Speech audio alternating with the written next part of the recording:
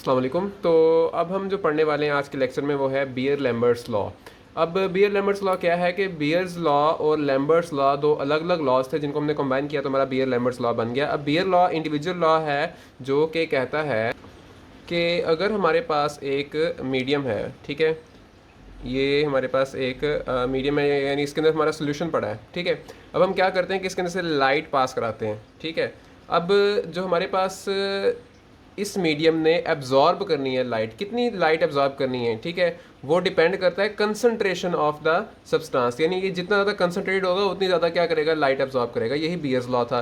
अब Lambert's law क्या कहता है? लैम्बर्ट्स लॉ जो है वो कहता है कि हमारी जो लाइट आ रही है और इस सब्सटेंस के ऊपर फॉल कर रही है, ठीक है, वो कितनी एब्जॉर्ब होती है वो डिपेंड करता है, यानी कि एब्जॉर्बेंस जो है वो हमारी डिपेंड करती है पाथ लेंथ पे। यानी जितना ज़्यादा पाथ लेंथ हम इसको देंगे, लाइक अगर मैं कहता हूँ ये इतना सा था, अगर मैं इसका पाथ लेंथ बढ़ा देता हूँ, तो मैं इसका पाथ लेंथ ही बढ़ा देता हूँ, ठीक है, और अब मैं इसमें से लाइट वही वाली पास करता हूँ, तो क्या होगा कि पाथ लेंथ बढ़ाने से मेरी जो होगी एब्जॉर्बेंस भी बढ़ जाएगी ना। देखिए पहले यहाँ तक था, मतलब पहले इतने से सब्सटेंस ने हमारा एब्जॉर्ब करना था, अब इतने ज़्यादा सब्सटेंस ने हमारा एब्जॉर्ब करना होता है लाइट को।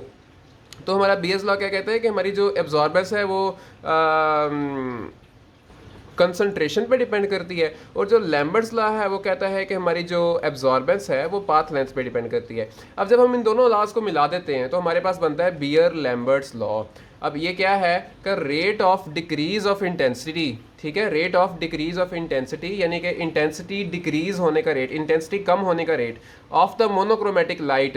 अब मोनोक्रोमेटिक लाइट पता कौन सी लाइट होती है? ऐसी लाइट होती है जो सिर्फ एक ही डायरेक्शन में जा रही होती है, जिसका फेज भी मतलब एक ही होता है। लाइक अगर मैं बात करूं कि मेरी जो लाइट थी, अगर एक लाइट है मेरी, उसमें एक उसकी डायरेक्शन ऐसे भी है, उसकी डायरेक्शन ऐसे भी जा सकती है, उसकी डायरेक्शन ऐसे भी हो सकती है, तो कोई भी डायरेक्शन, तो वो मोनोक्रोमेटिक नहीं होगी। मोनोक्रोमेटिक लाइट वो होती है द लाइट जिसकी वेवलेंथ सिर्फ एक ही हो, और वो क्या करे, मतलब कांस्टेंट वेवलेंथ रहे उसकी, और वो क्या करे, वो सिर्फ एक ही डायरेक्शन में जा रही हो, तो वो हमारी मोनोक्रोमेटिक लाइट होती है।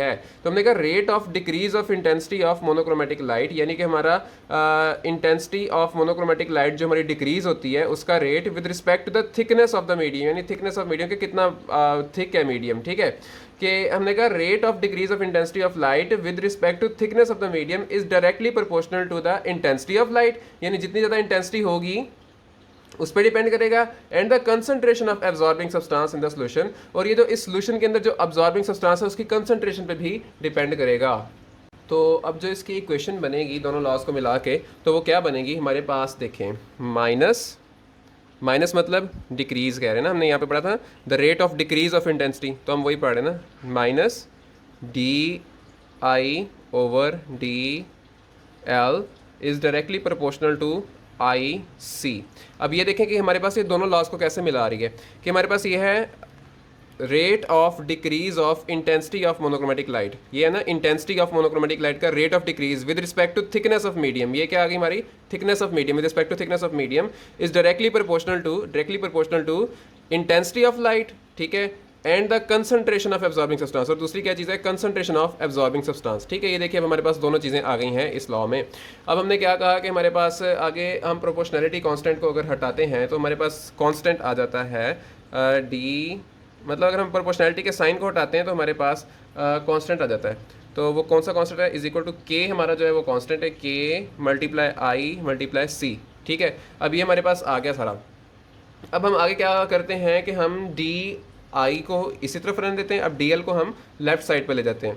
अब ये देखिए माइनस डी आई को मैंने इसी तरफ रहने दिया, इज इक्वल टू के मल्टीप्लाई आई multiply C multiply D L. अब डी एल इधर जाके क्या हो गया, मल्टीप्लाई हो गया। अब सेकंड काम हमने क्या करना है कि हमारे पास जो आई है, आई को हम इस तरफ ले आते हैं, तो ये क्या हो जाएगा, minus D I over I is equal to k c और डी एल, ठीक है। अब नेक्स्ट काम जो हमने करना है वो हमने इंटीग्रेशन लेनी है ऑन बोथ साइड। अब देखते हैं हम इंटीग्रेशन लेते हैं इनकी बोथ साइड पे, लेकिन इंटीग्रेशन लेने से पहले हम एक काम करेंगे, हम माइनस साइन को इस तरफ से इस तरफ शिफ्ट कर देंगे। तो अब देखते हैं हम क्या करने वाले हैं, देखें कि d I over I is equal to minus के सी डी एल हो गया। अब हमने इंटीग्रेशन लेनी है ऑन बोथ साइड, तो अब मैं इंटीग्रेशन ले लेता हूँ यहाँ पे, ये हमारी इंटीग्रेशन आ गई, और ये इस तरफ भी हमारा के जो है कांस्टेंट है, कंसंट्रेशन ऑफ जो है स्पीशीज़ वो भी कांस्टेंट रहेगी, तो हम डी एल की जो है वो लेते हैं साथ में। तो देखें हमारी इंटीग्रेशन का क्या आंसर आता है कि जब डी आई ओवर आई का हमने लिया तो हमारे पास ये आ गया एल एन आई, ठीक है, इज इक्वल टू माइनस के सी। अब डी एल इंटीग्रेशन की क्या बनेगी, इसकी बन जाएगी एल, ठीक है, और प्लस कांस्टेंट, ठीक है, ये कांस्टेंट वो है जो इंटीग्रेशन वाला कांस्टेंट आता होता है साथ में। अब ये देखें कि अब हमने नेक्स्ट स्टेप क्या करना है, ये हमारे पास एक इक्वेशन आ गई है, इक्वेशन नंबर 1। अब हमने कांस्टेंट की वैल्यू फाइंड करनी है। कांस्टेंट की वैल्यू फाइंड करने के लिए हम क्या करेंगे कि हम L इज इक्वल टू 0 ले लेंगे और I is equal to I naught, ठीक है। जब हम कहते हैं कि कैसे लेंगे, जब हमारा होता है ना I is equal to I naught होता है, जब हमारा when I is equal to I naught हो जाए तो हमारा L इज इक्वल टू क्या होता है, 0। I is equal to I naught मतलब हमारी सारी की सारी लाइट की इंटेंसिटी है वो मतलब पास कर रही है, मतलब लाइट की इंटेंसिटी डिक्रीज नहीं हो रही है। I is equal to I naught का ये मतलब है, ठीक है। जब हमने कहा कि लाइट की इंटेंसिटी डिक्रीज ही नहीं हो रही तो हम एल इज इक्वल टू हमारा 0 होगा, पाथ लेंथ ही नहीं होगी, जारी बात है। तो सारी की सारी लाइट जो हमारी अब्जॉर्ब हो रही है, जो आगे जा ही नहीं रही, एल इज इक्वल टू 0 यानी थिकनेस ही हमारी उन्होंने 0 कर दी है। इस केस में हमारी 0 बनती है। तो हमने कहा कि इस लिहाज से अगर हम देखा जाए कि अब देखें कि हम I is equal to I naught लेते हैं अगर हम, यानी ये हमारा क्या बन गया, आई नॉट हो गया, एल एन आई नॉट हो गया, ठीक है, इज इक्वल टू माइनस के सी। अभी एल हमारा क्या हो गया, 0, इसको हमने 0 पुट कर दिया, ठीक है, प्लस कांस्टेंट वैसे का वैसे ही आ गया साथ में। अब देखें कि आगे हमारा क्या सीन है कि अब ये 0 है ना, ये इक्वेशन हो गई ख़त्म। तो हमारे पास एल एन आई नॉट की वैल्यू क्या आ गई, इज इक्वल टू कांस्टेंट आ गई। अब हमारे पास जो कांस्टेंट की वैल्यू है वो एल एन आई नॉट है, ठीक है। अब यही कांस्टेंट की वैल्यू हम कहाँ पुट कर देंगे, इस जगह पे, इस कांस्टेंट में हम ये वैल्यू पुट कर देंगे, ठीक है। अब यानी कि मैं यही वाली क्वेश्चन लेता हूँ, putting the value of constant, putting the value of constant in equation 1। अब इक्वेशन 1 में मैं कांस्टेंट की वैल्यू ऐड करने लगा हूँ, तो वो मैं अगले पेज पे करता हूँ। अच्छा, तो अब हमने क्या करना था, हमने यहाँ पे इक्वेशन लिखनी है, ठीक है। इक्वेशन हमारी क्या है, l N I is equal to minus के सी एल प्लस कांस्टेंट। ये वही थे ना इक्वेशन 1, वही वाली इक्वेशन हमने दोबारा से लिख ली, इज इक्वल टू माइनस के सी एल प्लस कांस्टेंट। अब अगली बात ये है कि हमने क्या करना है कि हमने कांस्टेंट की वैल्यू ऐड करनी थी ना। अब कांस्टेंट की वैल्यू हमारी क्या थी, एल एन आई नॉट जो हमने निकाली थी। तो ये L N I is equal to minus के सी L plus L N I naught आ गया हमारे पास, ठीक है। अभी हमारे पास एल एन आई नॉट हमने कांस्टेंट की वैल्यू डाल दी है। अब एल एन आई नॉट को मैं लेफ्ट हैंड साइड पे ले जाता हूँ। तो जब मैं इसको लेफ्ट हैंड साइड पे लेके जाऊँगा तो क्या बनेगा, l N I minus l N I naught is equal to minus के सी एल, ठीक है। ये मेरे पास बन गया। मैंने क्या किया, एल एन आई नॉट को लेफ्ट तरफ ले गया, तो मेरा l N I minus l N I naught is equal to minus के सी एल बन चुका है। अब मैंने क्या करना है कि मैं नेचुरल लॉग को साइड पे ले जाता हूँ। मैं नेचुरल लॉग को कॉमन में लेके जाता हूँ, तो एल एन ऐसे हो गया। अब यहाँ पे आई ऊपर क्या आ जाएगा, आई, और डिवाइडेड बाय में क्या आ जाएगा, मेरा आई नॉट जाएगा। ऐसे ही है ना, क्योंकि माइनस था तो माइनस मतलब जब मैं इस नेचुरल लॉग को साइड पे लेके जाऊँगा तो आई ओवर आई नॉट हो जाएगा, इज इक्वल टू क्या हो जाएगा, मेरा माइनस के सी एल हो जाएगा, ठीक है। अब मैं क्या करता हूँ कि इसको रेसिप्रोकल में लेके जाता हूँ, l N I naught over I कर देता हूँ, ठीक है। अब मैंने जब इसको अपोजिट किया, आई नॉट ऊपर किया, आई नीचे आया, तो मेरे पास माइनस आएगा। वो माइनस किसके साथ कंज्यूम होगा, वो माइनस इस वाले माइनस के साथ कंज्यूम होगा, ठीक है। तो ये वाला माइनस मेरा खत्म हो जाएगा और ये बन जाएगा के सी एल बन जाएगा, ठीक है। अब अगली बात ये है कि हमने क्या करना है, इस नेचुरल लॉग को चेंज करना है। नेचुरल लॉग को किसमें चेंज करना है, अपने normal log to the base 10 में चेंज करना है। तो वो बन जाएगा 2.303 लॉग, यानी कि जब इसको हम चेंज करते हैं तो हमारे पास 2.303 का फैक्टर एक्स्ट्रा ऐड होता है। ये हो जाएगा साथ में I naught over I is equal to minus के सी एल, ठीक है। अब ये सारी क्वेश्चन वैसे ही है, बल्कि यहाँ पे माइनस नहीं आएगा ना, माइनस हमने कंज्यूम कर लिया था, ठीक है। ये बन जाएगा 2.303 log I naught over I is equal to k C L, ठीक है। माइनस हमने पीछे कंज्यूम कर लिया था, माइनस नहीं आएगा यहाँ पे। अब अगली बात आगे हमारे पास क्या आती है कि हमने यहाँ पे अब 2.303 को यहाँ पे लाके डिवाइड कर देना है। तो जब यहाँ पे हम डिवाइड करेंगे तो क्या बन जाएगा, log I naught over I is equal to K divided by 2.303 into C multiply by L, ठीक है। अब जो हमारा के ओवर 2.303 है ना, ये हमारा एक कांस्टेंट होता है जिसे हम कहते हैं मोलर एक्सटिंक्शन कांस्टेंट, ठीक है। अब मैं यहाँ पे लिख देता हूँ, हमारा जो कांस्टेंट है उसका नाम ई है, ठीक है, और वो बराबर होता है के ओवर 2.303 के, और इसका हम नाम क्या देते हैं, इसका नाम हम देते हैं मोलर एक्सटिंक्शन कांस्टेंट, ठीक है। तो ये जो होता है, ये हमारा क्या होता है, मोलर एक्सटिंक्शन कांस्टेंट होता है। अब मैं क्या करता हूँ, के ओवर 2.303 जो है इसकी जगह पे ई पुट कर देता हूँ। तो ये मेरा क्या बन जाएगा, log I naught over I is equal to, इसकी जगह मेरा ई आ गया सी एल। अब देखेंगे मैंने क्या करना है, अब इसको एक्सपोनेंशियल फॉर्म में मैंने चेंज करना है, लेकिन एक्सपोनेंशियल फॉर्म में चेंज करने से पहले मैं छोटा सा एक स्टेप और करूँगा, मैं इसको वापस उसी फॉर्म में ले आऊँगा, log I over I not की फॉर्म में ना, ठीक है, आई ओवर आई नॉट की फॉर्म में इसको ले आऊँगा, आई नॉट के नीचे आई को वापस ऊपर। जब मैंने ये किया तो क्या होगा, जैसे हमने लास्ट टाइम किया था माइनस कंज्यूम किया था तो माइनस वापस आ जाएगा, ई सी एल हो जाएगा ये, ठीक है। अब मैंने इसको करना है एक्सपोनेंशियल फॉर्म में चेंज। जब मैंने इसको एक्सपोनेंशियल फॉर्म में चेंज किया तो मेरे पास क्या बन गया, आई ओवर, मतलब मैं यहाँ पे लिख देता हूँ ना, changing into exponential form, in exponential form. अब मैं एक्सपोनेंशियल फॉर्म में लेके जा रहा हूँ इसको, तो ये क्या बन जाएगा, I over I naught is equal to e minus E C l. ये मैंने इसको एक्सपोनेंशियल फॉर्म में चेंज कर दिया है। अब अगली चीज़ क्या करना है मैंने कि आई को मैं इस तरफ रखता हूँ, आई नॉट मेरा इधर आके मल्टीप्लाई हो जाएगा, I is equal to I naught exponent minus E C L हो गया, ठीक है। अब ये मेरे पास क्या आ गया है, आई की वैल्यू आ गई। अब ये मेरे पास एक पूरी की पूरी वैल्यू आ चुकी है, I is equal to I naught minus E C, I naught E की पावर माइनस ई सी।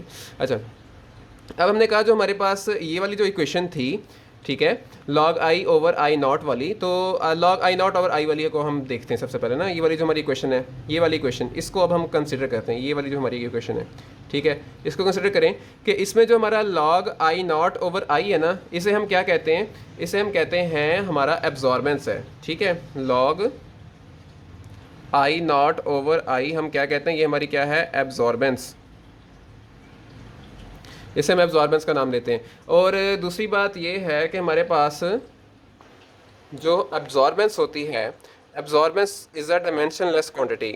जो है हमारी एब्जॉर्बेंस, ये क्या है, एक डायमेंशनलेस क्वांटिटी है, डायमेंशनलेस क्वांटिटी, ठीक है। अब जो हमारी एब्जॉर्बेंस है क्या है, एक डायमेंशनलेस क्वांटिटी है। अगली बात एब्जॉर्बेंस के बारे में ये है कि जो वैल्यू, इसको हम ए से रिप्रेजेंट करते हैं ना, पहले तो हम ये कहेंगे कि एब्जॉर्बेंस को हम ए से रिप्रेजेंट करते हैं। और जो है हमारी एब्जॉर्बेंस ना, वो डिपेंड किस किस चीज़ पे करती है, हमारी जो वैल्यू ऑफ एब्जॉर्बेंस है डिपेंड्स अपॉन, ए जो है depends upon the path length, concentration of absorbing substance, ठीक है। पहले किस पे डिपेंड करेगी, पाथ लेंथ पे डिपेंड कर रही है, और किस पे डिपेंड कर रही है, कंसंट्रेशन ऑफ सब्सटेंस पे डिपेंड कर रही है, ठीक है। यानी हमारी एब्जॉर्बेंस कितनी लाइट एब्जॉर्ब हो रही है डिपेंड किस पे करती है, पाथ लेंथ पे, कंसंट्रेशन ऑफ सब्सटेंस पे डिपेंड करती है, और किस पे डिपेंड करती है, wavelength of media, wavelength of light पे, ठीक है। इन तीन चीज़ों पे हमारी एब्जॉर्बेंस डिपेंड कर रही होती है, वेवलेंथ ऑफ लाइट, ठीक है। और कौन कौन सी वो तीन चीज़ें, वो तीन चीज़ें जो हमारी हैं वो हैं पाथ लेंथ, ठीक है, अगली बात क्या है, कंसंट्रेशन, और तीसरी बात वेवलेंथ ऑफ लाइट। इन तीन चीज़ों पे हमारे पास जो है एब्जॉर्बेंस डिपेंड कर रही होती है। तो अब हम लॉग आई नॉट ओवर आई जो था उसको, जो लॉग आई नॉट ओवर आई था, जिसे हमने कहा था कि वो हमारा क्या है, वो हमारी एब्जॉर्बेंस है, तो हम उसको हम ए से रिप्रेजेंट कर देते हैं यहाँ पे। और वो जो हमारी इक्वेशन थी वो क्या बनेगी, मैं अभी आपको इक्वेशन दिखाता हूँ कि हमारी कौन सी इक्वेशन थी, वो वाली, ये वाली इक्वेशन थी, ठीक है। अब मैंने इसको क्या कह दिया, इसको ए कह दिया, is equal to E C L आ जाएगा मेरे पास, ठीक है। अब मैं यहाँ पे लिख लेता हूँ, हमारे पास A is equal to E C multiply L हो गया, ठीक है। अब ये मेरे पास आ गया, एब्जॉर्बेंस की इक्वेशन आ गई मेरे पास, ये मेरे पास नई इक्वेशन आ गई, A is equal to E C L. Next step अब हम क्या करते हैं कि हम जो हमारा मोलर एक्सटिंक्शन कांस्टेंट था ना, उसको हम क्या करते हैं, हम उसको हम एक तरफ कर देते हैं, ठीक है, और सी एल को इस तरफ आके क्या करते हैं, डिवाइड कर देते हैं। तो हमारा ये क्या हो जाएगा, A over C L is equal to molar extinction constant. अब मैं इसको रीअरेंज करता हूँ, मेरा molar extinction constant is equal to A over C L हो गया, ठीक है। अब अगर मैं क्या करता हूँ कि मैं कंसंट्रेशन क्या लेता हूँ, 1 मोल पर डी एम क्यूब, मैं कंसंट्रेशन क्या लेता हूँ, 1 मोल पर डी एम क्यूब, सी में लेता हूँ 1 मोल पर डी एम क्यूब, ठीक है। और मैं पाथ लेंथ क्या लेता हूँ, मैं पाथ लेंथ लेता हूँ पूरी की पूरी 1 centimetre, l is equal to 1 centimetre, जो मेरी थिकनेस है उसको मैं क्या लेता हूँ 1 सेंटीमीटर, पाथ लेंथ को 1 सेंटीमीटर लेता हूँ। अब हमारे पास क्या आता है, हमारे पास कि जब मैंने इसको 1 ले लिया, इसको भी 1 ले लिया, तो मेरे पास आंसर क्या आ जाएगा, ई इज इक्वल टू ए नहीं आ जाएगा मेरे पास आंसर भला, क्योंकि बाकी दोनों क्वांटिटीज तो हमारी क्या है, 1 हो गए, खत्म हो गई, तो हमारे पास E is equal to A answer आ जाएगा। तो हमारे पास अगर हमने कहा कि ये हमारे पास बल्कि इक्वेशन बन गई एक और, is equal to A in case अगर हमारा जो कंसंट्रेशन 1 मोल पर डीएम क्यूब है और एल जो है उसकी हमारी क्या वैल्यू है 1 सेंटीमीटर। अब हमने कहा कि फॉर एग्जांपल हमारे पास अगर सोल्यूशन है और सोल्यूशन में मोर देन 1 एब्जॉर्बिंग स्पीशीज़ है, ठीक है। पहले हमारे पास जो सोल्यूशन था ना उसमें एक ही एब्जॉर्बिंग स्पीशीज़ था, जो एक ही एब्जॉर्बिंग स्पीशीज़ था वही सारी लाइट एब्जॉर्ब कर रहा था। लेकिन अब हमने कहा कि अगर हमारे पास सोल्यूशन है उसके अंदर वो मिक्सर है, उसके अंदर और भी काफ़ी सारे कंपोनेंट्स हैं, मल्टी कंपोनेंट सिस्टम है, ठीक है। अब हम देख लेते हैं कि हमारे पास मल्टी कंपोनेंट सिस्टम में क्या होगा। मल्टी कंपोनेंट सिस्टम यानी ऐसा सिस्टम जिसमें मोर देन 1 एब्जॉर्बिंग स्पीशीज मौजूद हैं। तो इसमें हमारे पास क्या होगा, टोटल एब्जॉर्बेंस किसके बराबर होगी, is equal to component 1 plus component 2 plus component 3 के एब्जॉर्बेंस, ठीक है। सो ऑन यानी हमारी टोटल एब्जॉर्बेंस जो है कंपोनेंट 1 से जो एब्जॉर्ब होगी लाइट, कंपोनेंट 2 से एब्जॉर्ब होगी, कंपोनेंट 3 से, और सो ऑन जितने भी हमारे पास हैं उन सब से जो लाइट एब्जॉर्ब होगी उन सबको अगर प्लस करें तो हमारी टोटल एब्जॉर्बेंस आ जाएगी, ठीक है। अब हम क्या करते हैं, इन सब एब्जॉर्बेंस की वैल्यूज पुट कर लेते हैं, यानी ए इज इक्वल टू क्या हो जाएगा हमारा E1LC1 plus E2LC2 plus E3LC3। अब देखें कि हमारे पास जो E है वो भी सबका अपना अपना होगा मोलर एक्सटेंशन कांस्टेंट, और इसी तरह जो C है, C भी हमारा जो है वो भी हर सब्सटेंस का अपना अपना होगा, ठीक है। लेकिन जो L है वो हमारा क्या होगा, वो हमारी सेम होगी सबके लिए। अब हमने कहा A जो है हमारी वो क्या है, वो हमारी टोटल एब्जॉर्बेंस है, ठीक है। और A1 A2 A3 हमारी क्या होगी, एब्जॉर्बेंस ऑफ कंपोनेंट्स हो गई, ठीक है। और हमारी जो E1 E2 E3 है वो values of molar coefficient of extinction है, ठीक है। वो क्या है, E1 E2 E3 हमारी क्या होगी, values of molar extinction coefficient for component 1 2 and 3 respectively, ठीक है। अब अगली बात है कि हमारे पास जो एक और इंपॉर्टेंट क्वांटिटी है वो पता कौन सी होती है, वो होती है ट्रांसमिटेंस, ठीक है। तो ट्रांसमिटेंस को हम कैसे डिनोट करते हैं, ट्रांसमिटेंस का अब हम फार्मूला निकालने लगे हैं, ठीक है। तो ट्रांसमिटेंस को हम T से डिनोट करते हैं। तो ट्रांसमिटेंस जो है वो बराबर होती है A is equal to log I naught over I. अब ये मैंने कहाँ से उठाई है, हमने कहा था ना कि हमारे पास जो लॉग आई नॉट ओवर आई है उसको हम एब्जॉर्बेंस कहते हैं, तो मैंने वही वाली वैल्यू लिखी है, absorbance is equal to log I naught over I. तो यहाँ पे अगर मैं देखूँ तो आई नॉट ओवर आई को मैं 1 ओवर T कह सकता हूँ, 1 ओवर ट्रांसमिटेंस, ठीक है। और अगर मैं 1 ओवर T है तो मैं इसको क्या करता हूँ, ऐसे हो जाएगा ये मेरा log T, यानी कि अगर मैं इस रेसिप्रोकल को लेके गया तो ये मेरे पास माइनस आ गया साथ में। अब देखें ना, जो हमारी ट्रांसमिटेंस होती है तो हमारी ट्रांसमिटेंस की यहाँ पे क्या वैल्यू बनती है, ट्रांसमिटेंस क्या बनेगी, आई ओवर आई नॉट बनेगी ना। अब ये है कि अगर हमने 1 ओवर T का log लिया तो ये माइनस log T क्यों आया, तो इसकी भी रीज़न होती है, तो वो मैं रीज़न आपको साइड में बताता हूँ कि इसकी रीज़न कैसे बनती है। क्या ये हमारा है ना log 1 ओवर T, इसको मैं सॉल्व करके दिखाता हूँ कि हमारे पास माइनस log T कैसे आता है। ये हो जाएगा हमारे पास log 1 माइनस log T, यही बनेगा ना। तो log 1 का आंसर क्या होता है हमारे पास, log 1 का आंसर 0 होता है, 0 माइनस log T हो गया, तो हमारे पास आंसर क्या आ गया, माइनस log T। तो यही वैल्यू जो है हमने log T की इधर पुट कर ली। तो ये था हमारा बियर-लैम्बर्ट्स लॉ, और ये हमने उसकी सारी कैलकुलेशन भी कर ली और हमने पढ़ भी लिया कि बियर-लैम्बर्ट्स लॉ क्या होता है। अब इंशाल्लाह नेक्स्ट वीडियो में हम पढ़ने लगे हैं एप्लीकेशन ऑफ बियर-लैम्बर्ट्स लॉ, इसकी लिमिटेशन क्या है, और इस मतलब जो और बाकी सारी चीज़ें रह गई हैं इसमें। तो इंशाल्लाह मिलते हैं नेक्स्ट वीडियो में।